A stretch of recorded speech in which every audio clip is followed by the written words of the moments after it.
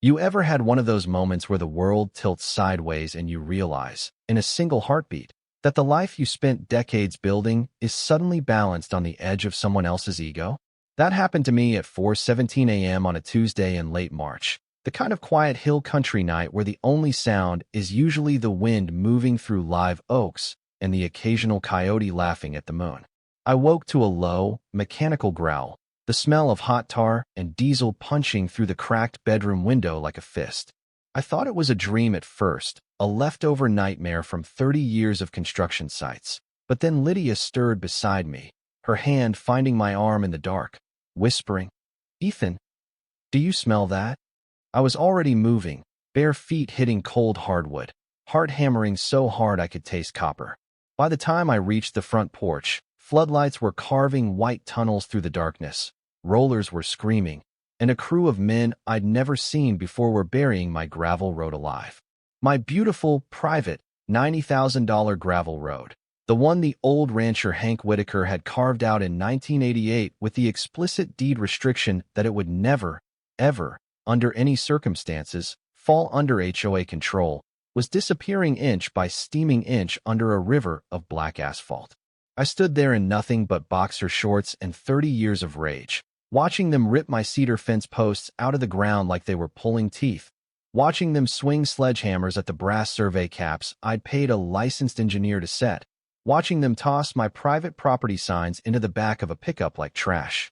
And when the foreman finally noticed the crazy barefoot man yelling at them from the porch, he just shrugged, handed me a work order signed Monica Harrington, President, Silver Creek Estates HOA, and went right back to destroying my life.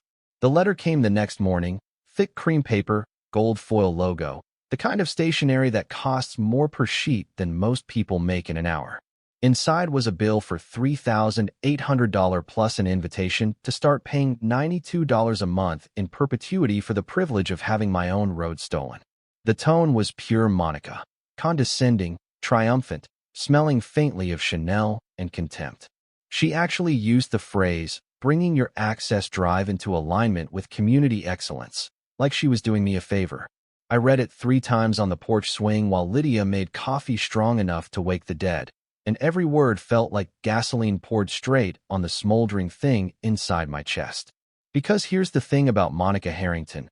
She's not just a busybody with a clipboard. She's a predator in Lululemon. Real estate license, 7 shell companies, a smile sharp enough to shave with, and a reputation for squeezing blood from stone neighbors. She once fined a widow $10,000 because her holiday lights were excessively festive after the woman's husband died of cancer. She keeps a literal measuring tape in her purse. She drives a pearl white Range Rover with vanity plates that read Sellerton and parks it diagonally across 2 spaces because rules are for other people. And now she had decided my road was the final puzzle piece she needed to flip Silver Creek Estates into a gated luxury enclave worth tens of millions. I wish I could tell you my first reaction was calm, measured, the wise retired businessman gathering facts. Nope. My first reaction was to walk straight to the garage, fire up the old diesel F-350 I hadn't driven in 5 years, and seriously consider dragging those brand new stone entrance pillars into the creek. Lydia found me sitting in the cab with the engine idling, knuckles white on the steering wheel, and she did what she's done for 22 years. She climbed in beside me, put her hand on my neck, and said, "We're not losing this place, Ethan." Not to her. Not ever. And just like that, the war began. They say revenge is a dish best served cold. I say sometimes it's best served at 3:07 a.m. with 37 tow trucks idling in the dark like a choir of mechanical angels. But I'm getting ahead of myself.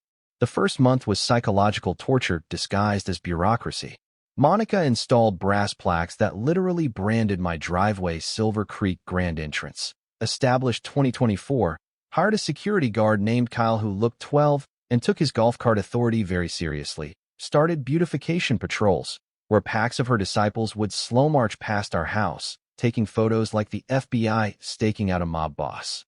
They poisoned our St. Augustine until it spelled out dead patches you could read from space. They cut our water line under the fresh asphalt and then tried to fine us $6,000 for damaging community infrastructure. They cornered Lydia in the teacher parking lot and asked, with fake concern dripping like honey, If the stress was affecting her performance, maybe the district should know her husband was unstable. Ava stopped having friends over because teenagers in lifted trucks would use our new pavement as a racetrack, doing donuts at midnight, while Kyle the golf cart cop just watched and waved. Our insurance went up $4,800 a year because of increased liability exposure. The county suddenly lost our original survey and wanted $3,200 to issue a new driveway permit that would take 8 months, during which time my access would be under review. Someone called Child Protective Services with an anonymous tip that we were running a meth lab in the garage that was slowly turning into a war room covered in maps and red string. And every night I'd sit on the back porch with Lydia, listening to the constant roar of traffic where there used to be crickets, watching headlights sweep across our bedroom ceiling like prison searchlights, and I'd feel the rage settle into something colder, harder, patient. Because I wasn't just some retiree with a nest egg. I was the guy who built half the overpasses in North Texas. I knew where the bodies were buried, sometimes literally, because concrete is forgiving that way. I still had friends who owned fleets of tow trucks, friends who ran title search companies, friends who could pull cell phone pings and bank records before breakfast. And most importantly, I had the original 1988 deed from Hank Whitaker that read like a love letter to freedom, notarized in triplicate, with language so ironclad it could anchor an aircraft carrier.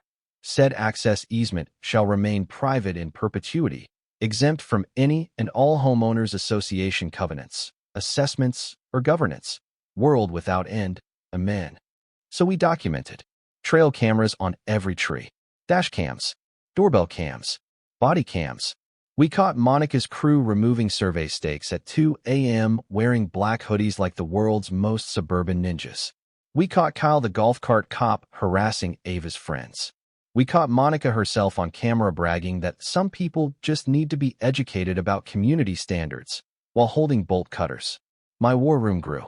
Retired Marine Troy Bennett brought night vision and a terrifying talent for PowerPoint. Dr. Lauren Park, whose husband died because Monica delayed emergency vehicles over a $400 landscaping fine, brought medical records proving stress-induced heart issues in half the block.